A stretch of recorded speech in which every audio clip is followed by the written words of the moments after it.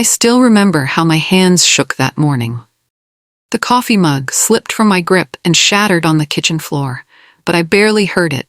My eyes were glued to my phone screen, the banking app showing a balance of $0 where $115,000 should have been. I refreshed the screen again and again, thinking it must be a glitch. But deep down, I already knew. 10 years of saving, of skipping vacations and working double shifts as an art teacher, of saying no to dinners out and new clothes, all gone in an instant.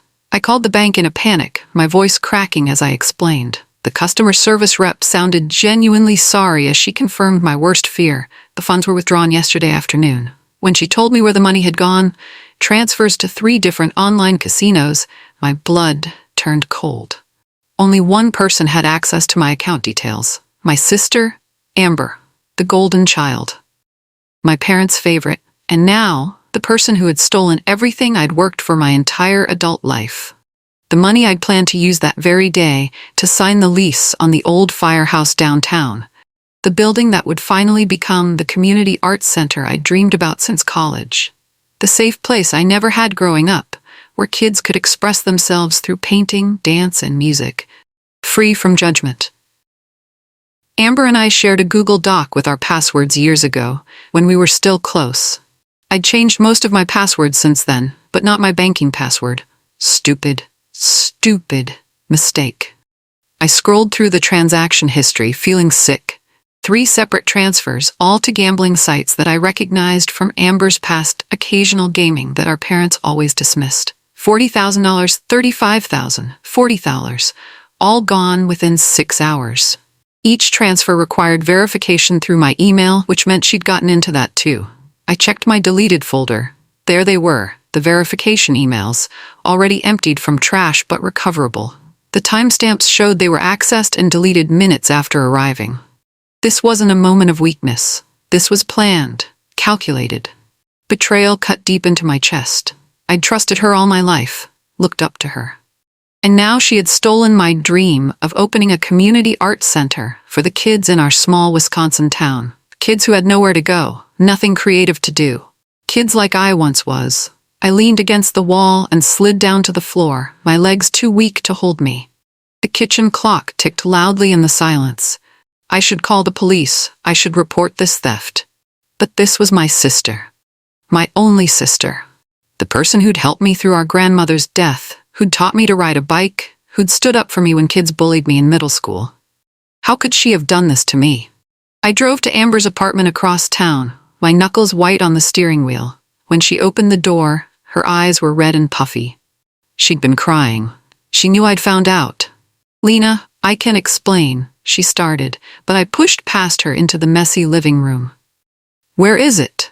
I demanded, my voice surprisingly steady despite the tornado inside me. "Where's my money?" She collapsed onto the sofa, sobbing into her hands. "I lost it," she whispered. "I lost it all." The room spun around me. "All of it? In one day?" She nodded, not meeting my eyes. "I thought I could double it for you. I was on a winning streak at first, up to $180,000. I was going to surprise you with the extra money, but then I cut her off. "You stole from me. You stole my entire life." Her face hardened suddenly. "Don't be so dramatic, Lena. It's just money." The casual dismissal hit me like a slap. I looked around her apartment, the expensive leather, furniture, the designer handbags carelessly tossed on chairs, the huge TV mounted on the wall. All things our parents had helped her buy over the years. Amber had never saved for anything. She'd never had to. And now she stood in her expensive clothes, telling me that my decade of sacrifice was just money. I stepped toward her, shaking with rage. Just money? That was everything to me, Amber. Everything. Just money. Just 10 years of my life. Just my dream. Just the future of dozens of kids who needed a safe place. I stared at my sister, this stranger wearing her face. "I want you to tell Mom and Dad what you did," I said. Amber's eyes widened. "No, please, Lena, they can't know." But I was already dialing. 20 minutes later, we sat in our parents' living room, the same room where our childhood photos lined the walls, the same room where Amber was always praised for her achievements, while my art prizes gathered dust in a drawer. I let Amber explain what she'd done. Mom gasped. Dad went pale. Then they both turned to me, expressions full of concern. Not anger at Amber, concern for her. Lena, Dad said carefully, your sister made a terrible mistake, but you can't report this. She'll go to jail. Mom nodded, taking Amber's hand. We'll figure something out. Family protects family. I watched in disbelief as Mom stroked Amber's hair, comforting her as she cried. No one asked how I felt. No one acknowledged that I was the victim here.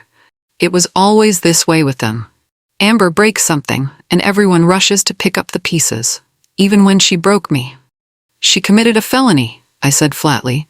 She stole over $100,000. Dad shook his head, his expression hardening. We don't get the police involved in family matters, Lena. You know that. I looked at them, these people who raised me, who taught me right from wrong. She stole over $100,000 from me, I said slowly. That's not a mistake, that's a crime. Mom flinched like I'd slapped her. She has a problem, Lena. She needs help, not punishment. Dad leaned forward, his voice dropping to that authoritative tone he'd used since we were kids. You can save that money again. You're young. But if you report this, your sister's life is over. Her career, her future, everything. Is that what you want? I stayed silent, letting their words wash over me. They thought I was the villain here, the unreasonable one, the bad sister who wouldn't forgive. I stood up, my decision already made. I'll think about it. I lied. Their relieved smiles followed me out the door. They had no idea what I was about to do. In my car, I sat gripping the steering wheel, replaying the last hour in my head. Save the money again, Dad had said, as if a decade of my life could be casually replaced. As if the art center, which I'd been planning for years, researching programs, designing curriculums, was just some whim, not worth protecting. I'd always known they favored Amber, the pretty one, the charming one, but I'd never realized how deep it went until now. How completely they would throw me aside to protect her. It felt like a second betrayal, cutting even deeper than the first. I didn't sleep that night. I sat at my kitchen table until dawn, surrounded by printouts and screenshots, bank statements, email recovery logs, text messages where Amber had asked about my account details months ago, claiming she needed to compare bank features. I organized everything chronologically, made copies, saved digital backups. I wasn't just angry, I was methodical. When the police station opened at 8 a.m., I was waiting outside. The officer who took my statement was a woman about my age. She listened without interrupting, her eyes growing wider as I laid out the evidence. This is one of the most clear-cut cases of identity theft I've seen, she said finally. Most people don't document things this thoroughly. She didn't ask why I was reporting my own sister. She didn't have to. When I signed the official police report, my hand was perfectly steady. It was the calmest I'd felt since seeing that zero balance. In a strange way, taking action was therapeutic. I wasn't just a victim anymore. I was fighting back. Officer Garcia promised to contact me once they moved forward with the case. It usually takes a few days, she explained. As I turned to leave, she added quietly, For what it's worth, I think you're doing the right thing. Family or not, this was a serious crime. Her words steadied me. At least someone believed I deserved justice. My phone exploded with notifications around noon. Amber had been picked up for questioning. Dad called 7 times in a row. Mom sent a stream of text messages that evolved from confusion to disbelief to rage. How could you do this to your sister? The last one read. I turned off my phone and went to my afternoon art class. 25 kids greeted me with smiles, not knowing their teacher had just blown up her entire family.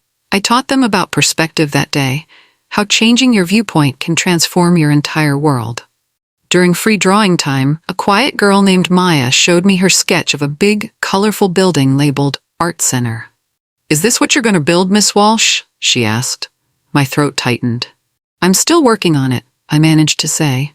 I wouldn't let these kids down, no matter what it took. After class, I sat alone in my classroom, the children's artwork surrounding me like silent witnesses to my resolve. My principal, Mrs. Hernandez, knocked on the doorframe. Everything okay, Lena? You seem distracted today. I almost broke down then, the simple kindness in her voice nearly undoing me. Instead, I straightened my shoulders. Family trouble, I said, but I'm handling it. She nodded, not prying. If you need anything, time off, someone to talk to, my door is always open. I thanked her, realizing that kindness from a near stranger felt more genuine than anything my family had offered lately. 3 days later, I turned my phone back on. 56 missed calls, 38 voicemails, 93 text messages. I scrolled through them all, numb to the accusations and pleas. Then I saw an email from Detective Rivera. Amber had confessed. The evidence was too overwhelming to deny. She was being charged with felony theft and identity fraud. The email ended with, "Miss Walsh, you might want to prepare yourself. Family cases like this often get complicated." An understatement of the year. I took a deep breath and called my parents. Mom answered, her voice cold. "So you're finally ready to talk to us?" I stayed calm. Amber confessed. She admitted to planning this for months. Dad grabbed the phone. "You've destroyed this family," he hissed. "Amber might go to prison because you couldn't handle things privately." I felt an unexpected wave of clarity wash over me. "No, Dad. Amber destroyed this family when she stole from me. I'm just refusing to be her victim." There was silence on the other end of the line, then the sound of my father's heavy breathing. "Your mother is crying herself to sleep every night," he said, his voice thick with accusation. "Amber might lose her job at the bank. She could lose her apartment. Everything she's worked for, gone. And for what? Money? Things? Is that all that matters to you?" I closed my eyes, steadying myself. What matters is that actions have consequences, even for the golden child. I hung up before he could respond. Word spreads fast in small towns. At the grocery store, Mrs. Patel at the checkout counter squeezed my hand silently. My neighbor left a casserole on my porch with a note, "Whatever you need." My principal called me into her office, not to reprimand me, but to offer support. "The school board has your back, Lena," she said. "Take whatever time you need." But there were others, friends of my parents who crossed the street to avoid me, Amber's boyfriend who keyed my car, former classmates who whispered, "Family traitor," when I walked by. I held my head high. I had done nothing wrong. Amber's preliminary hearing was scheduled for the following month. I would have to face her in court, look into the eyes of my only sister, and publicly confirm that I wanted her prosecuted. The thought made me sick. But I never once considered backing down. At night, I dreamed of the art center that would never be. The empty firehouse downtown would probably go to some chain store now. The mural designs I'd sketched, the grant proposals I'd drafted, the curriculum outlines, all pointless now.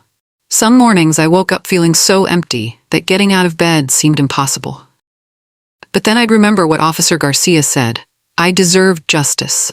And somehow I'd find the strength to face another day. Amber's lawyer negotiated a plea deal. In exchange for my agreement, she would get 2 years of house arrest, mandatory gambling addiction treatment, and 5 years of probation. No prison time. When Detective Rivera called with the offer, I accepted immediately. I never wanted to see Amber suffer. I just wanted justice. And maybe, someday, my money back. The morning of the hearing, I dressed carefully in a simple blue dress. Professional, but not flashy. I wanted the judge to see me as a responsible teacher, not a vengeful sister. The courtroom was smaller than I expected, with hard wooden benches that creaked when I sat down. Amber entered with her lawyer. She'd lost weight and dark circles shadowed her eyes. For a moment, she looked like the sister who had protected me from bullies in elementary school. Then she saw me, and her face hardened with hatred. The sister I knew was truly gone. As the proceedings began, I noticed my parents slip into the back row. They sat directly behind Amber, not even looking in my direction. Mom reached forward to squeeze Amber's shoulder. Dad nodded encouragingly. Their united front excluded me completely. I sat alone on my side of the courtroom, back straight, eyes forward. The prosecutor, a sharp-eyed woman in her 40s, gave me a reassuring nod. At least someone was on my side. When the judge asked if I approved of the plea agreement, my voice came out clear and firm. "Yes, Your Honor, I do." The judge approved the plea deal, but added something unexpected. The defendant is ordered to make full restitution to the victim in the amount of $115,000. Amber's lawyer quickly interjected, explaining that his client had no money or assets. The judge fixed Amber with a stern look. Then she will set up a payment plan through the court. This debt will follow her until it's paid. I felt no triumph, only tired relief that the hearing was over. As I gathered my things to leave, my father blocked my path. "I hope you're satisfied," he said, his voice shaking with anger. Your mother can barely get out of bed. Amber's life is in shambles, all because you couldn't forgive one mistake. I looked into his eyes, the same deep brown as mine, and saw nothing but disappointment. This wasn't a mistake, Dad. It was a choice. She chose to steal from me, and you chose her, again. I walked around him and out the courthouse doors. The spring air felt fresh after the stuffy courtroom. I took deep breaths, trying to steady myself. A text chimed on my phone. It was Mrs. Hernandez, my principal. How did it go? The simple question of concern almost broke me. I sat on a bench outside the courthouse, typing out a brief reply. When I looked up, my mother was standing a few feet away, her face pinched with hurt and anger. We stared at each other for a long moment. Then, without a word, she turned and walked back inside. That silent exchange said everything. I was now officially an outcast. 2 months passed. Amber's repayment plan was a joke. $50 a month would take her 192 years to repay my savings. I consulted a lawyer who specialized in civil recovery. You can file a lien against her future earnings and property, she explained. If she ever comes into money, inheritance, lottery, better job, you'll be first in line to collect. I filed the paperwork the next day. That evening, my mother called. Her voice was different, softer, almost pleading. Lena, honey, we need to talk. Your father and I have been thinking. We want to help make this right. For a moment, hope fluttered in my chest. Were they finally taking my side? That's why, she continued. We're giving Amber the money to pay you back. I gripped the phone tighter. What money? Our retirement fund. We're withdrawing it to clear Amber's debt, on one condition. You drop all the charges and liens, and we put this whole ugly business behind us. I couldn't believe what I was hearing. They were willing to empty their retirement savings to bail Amber out, yet again. But not because they thought I deserved justice, only to free their favorite daughter from consequences. They'd never offered to help me save for the art center, never offered to contribute to my dream, but they'd sacrificed their future for Amber without hesitation. The unfairness of it all made me dizzy with anger. The same old pattern, playing out one more time. The audacity stunned me. They were using their retirement savings not because they thought I deserved justice, but to free Amber from consequences. Let me get this straight, I said slowly. You're willing to empty your retirement fund for Amber, but when she stole my entire life savings, you told me to just save it again? My mother's silence was answer enough. The money isn't the point anymore, I continued.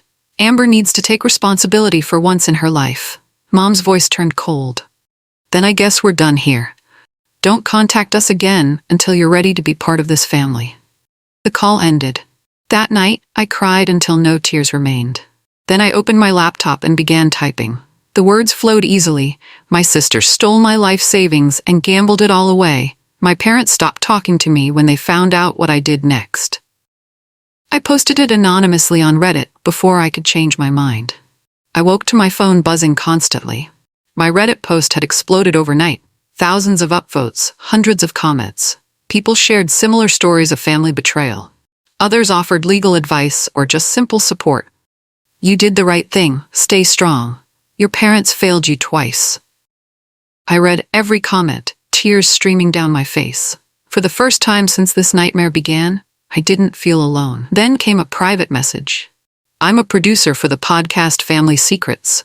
Would you consider telling your story? Another message followed. Have you considered starting a GoFundMe for your art center? People want to help. I hadn't thought of that. My dream had seemed so thoroughly dead that I hadn't even considered rebuilding it. But these strangers on the internet believed in me more than my own family did. Maybe it was time I started believing too. I sat on my balcony with a cup of coffee, watching the morning light spread across my neighborhood. Birds sang in the trees lining my street. A gentle breeze carried the scent of someone's flowering garden. The world kept turning, despite everything. And suddenly I felt something I hadn't experienced in months. Hope. A fragile, tentative hope, but real nonetheless. These strangers' kindness had pierced through my grief. Maybe my dream wasn't dead, just transformed. Maybe this betrayal could lead to something even better. I opened my laptop again and began to type. The GoFundMe went live that afternoon. I used no names, just my story and my dream for the Community Arts Center. I asked for $50,000, enough to secure a lease and start small. I expected a few $100s, maybe $1,000 if I was lucky. Within 3 hours, the campaign hit $10,000. By dinner, it reached $45,000. I stared at my screen in disbelief as the number kept climbing. People I'd never met were leaving comments. Art saved my life as a kid. Teachers like you matter. Don't let them win. At midnight, the total stood at $78,000. I curled up in bed, holding my phone like a lifeline. A text came through from an unknown number. Saw your post. Not all families are blood. Some of us choose each other. Hang in there. It was signed, Maya's mom. My student's mother. I fell asleep with tears on my pillow, but they weren't tears of sadness. The next morning, the total had jumped again. $120,000. Someone had shared my GoFundMe on Twitter, where it caught the attention of a famous children's author who donated $5,000 and urged her followers to contribute. Local news outlets began emailing me for interviews. The art teacher community rallied, sharing my campaign in their networks. By noon, we passed $150,000. I called in sick to work, too overwhelmed to teach.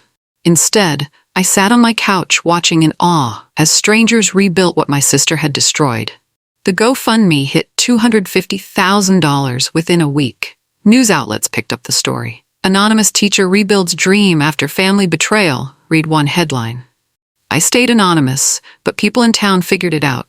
They'd seen the court case, heard the rumors. The local paper ran a feature on the planned art center without naming me directly. My principal called me into her office again. There's a vacant building on Maple Street, the old firehouse, she said. The school board has connections. They might be able to help you get it at a good price. I hugged her, overwhelmed by the kindness. Walking back to my classroom, I passed the teacher's lounge and overheard 2 colleagues whispering. Did you hear about Amber Sullivan? Lost her job at the bank. Guess they don't want thieves handling money. I should have felt vindicated. Instead, I just felt hollow. That evening, while grabbing coffee at the local cafe, I spotted my mother across the street. Our eyes met briefly before she hurried away, head down. A small part of me wanted to run after her, to try one more time to make her understand. But then I remembered her words. Don't contact us until you're ready to be part of this family.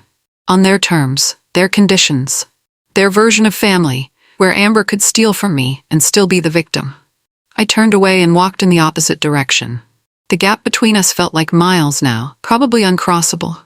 And for the first time, I wondered if that might be for the best. The real estate agent handed me the keys with a wide smile. Congratulations, Miss Walsh. The firehouse is yours. I'd paid cash. No mortgage, no loans. The red brick building needed work, but its bones were good. High ceilings, big windows, open space. Perfect for art studios and dance rooms and music classes. As I walked through empty rooms that echoed with possibility, I imagined children's laughter bouncing off these walls. Teens finding their voices through poetry and paint. A safe haven for creativity in a town that desperately needed one. I spun around in the center of what would become the main gallery, arms outstretched, and laughed out loud. For a brief, shining moment, I forgot about Amber, forgot about my parents, forgot about everything except this dream coming true. Then my phone buzzed. A text from my father. We need to talk. Come to the house tomorrow. 2 p.m. The bubble of joy popped instantly. I sank onto the dusty floor, suddenly exhausted. Why now? Why reach out after weeks of silence? Probably because they'd heard about the GoFundMe, about the building, about my surprising success. Were they finally ready to support me? Or did they just want to control the narrative now that I was in the public eye? I typed and deleted 5 different responses before finally sending, I'll be there. Whatever they wanted, I was strong enough to face it now. I arrived at my childhood home exactly at 2 p.m. The front door was unlocked as always. Inside, Mom and Dad sat stiffly on the sofa. Amber was not there. Sit down, Lena, Dad said. I remained standing. Mom looked thinner, older. Dad seemed deflated, the authority drained from his posture. We've heard about your new building, Mom began. The arts center you always wanted. I nodded, waiting. We also heard about the money. We had the fundraiser. Dad cleared his throat. We want to donate, to show our support. I stared at them, trying to process this unexpected turn. Why? I finally asked. Because we're proud of you, Mom said, but her eyes slid away from mine. Because we want to be a family again, Dad added. Then I understood. It wasn't about supporting me. It was about their reputation.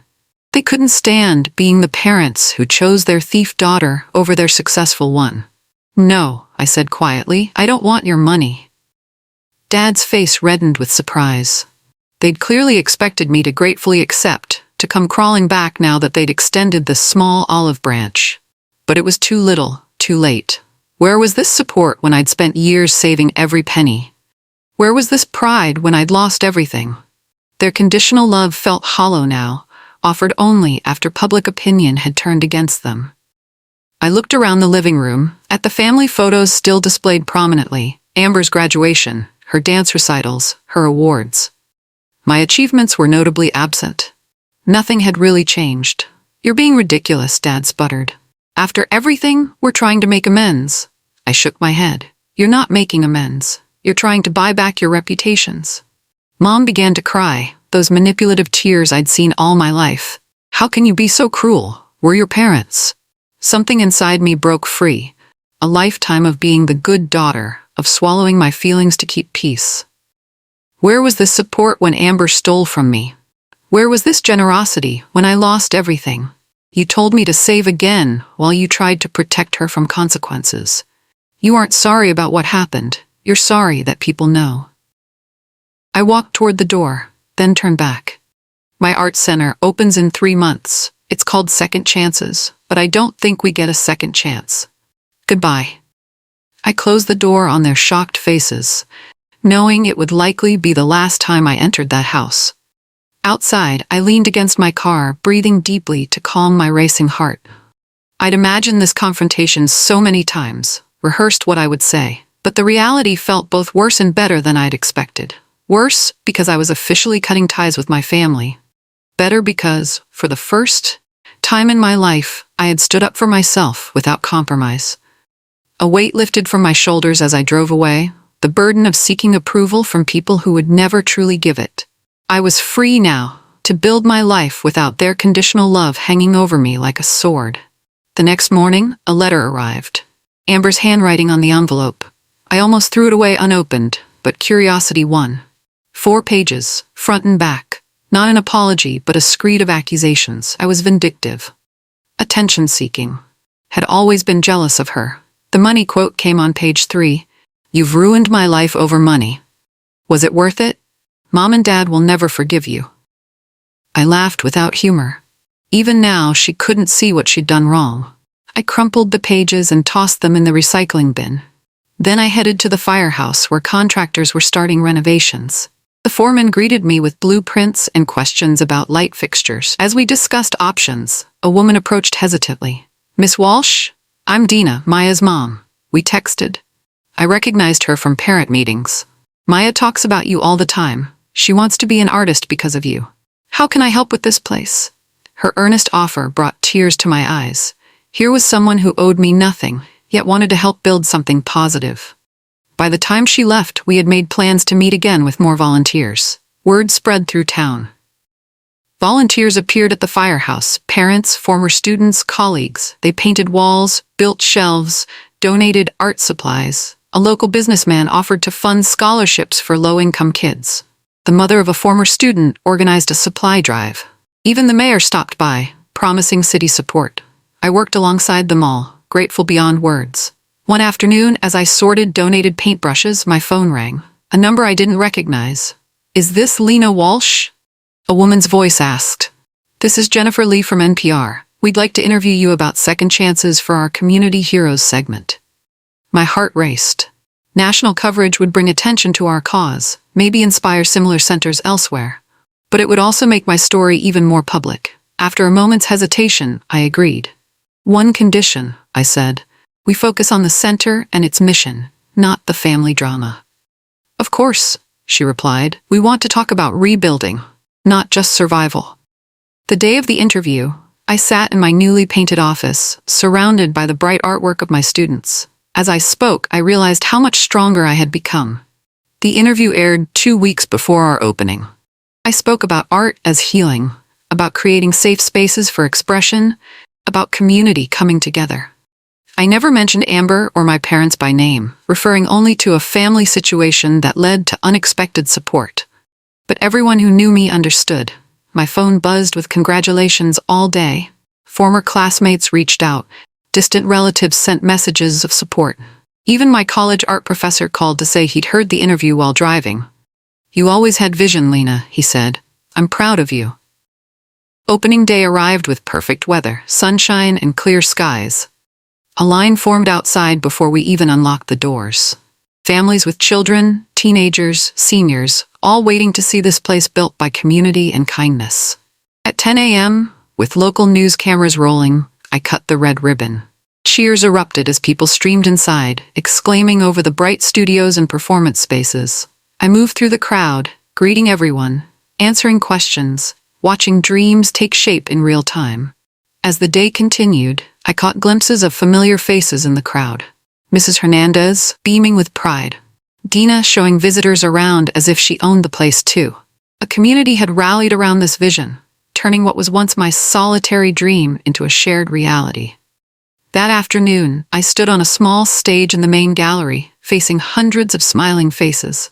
My voice shook slightly as I began my speech. Second chances isn't just a name, it's a philosophy. Sometimes life takes an unexpected turn. Sometimes people let you down, but there's always another path forward if you're brave enough to take it. I saw people nodding, some wiping away tears. This center exists because of all of you, this community that chose to believe in art, in children, in possibility. I paused, gathering courage for what came next. And sometimes, people will ask you to choose between what's kind and what's right. I believe true kindness includes justice, especially to yourself. The applause was deafening. As it died down, I noticed movement at the back of the room. My parents stood awkwardly by the exit. They hadn't been invited. They made no move to approach me. After a moment, they slipped out the door. Their appearance caught me off guard. Had they come to make amends? To cause a scene? Or simply to witness what I had built without them? I would probably never know. 1 year later, Second Chances Art Center serves over 500 children weekly. We've added music programs, creative writing workshops, and a small theater group. The waiting list grows each month. I've hired 5 full-time teachers and expanded into the building next door. My story has faded from headlines, though occasionally a new reporter discovers it and requests an interview. I decline most. This isn't about me anymore. It's about the kids who find their voices here. Amber moved to another state after completing her house arrest. My parents still live in town, but we exist in separate orbits, occasionally glimpsing each other at grocery stores or gas stations, exchanging the briefest of nods before looking away. Amber has paid back $1,200 so far. I don't expect to see the rest, and that's okay. Some debts can't be repaid with money. Sometimes a stolen dream leads to a better one. Sometimes the family you lose gives way to the family you find. And sometimes, the only second chance that matters is the one you give yourself. The center will stand long after our family drama is forgotten. And that's precisely how it should be.